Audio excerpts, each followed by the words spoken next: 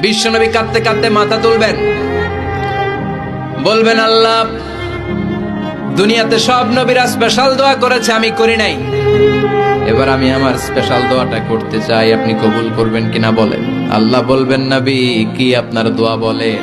বিশ্বনবী বলবেন, আমার একটা উম্মত যার অন্তরের মধ্যে যাররা পরিমাণ ঈমান আছে, একবার আপনারে আল্লাহ বলে ডেকেছে, একবার আমি বিশ্বনবীর উপর দুরূদ পড়েছে, একবার শাহাদাতের বাণী আমার যে গুনাহগার উম্মত দুনিয়ার বুকে থেকে ঘোষণা দিয়েছে, ওই একটা উম্মত যদি জান্নাতে ঢুকতে না পারে, আপনি আমারে জান্নাতে ঢুকাতে পারবেন না।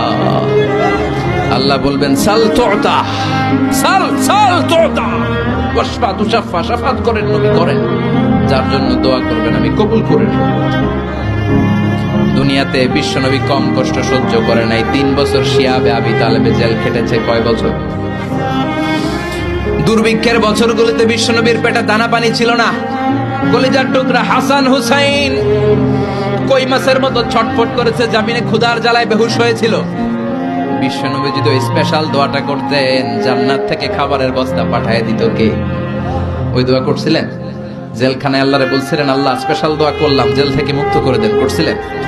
যুদ্ধের ময়দানে নিজের দাঁত ভেঙেছে,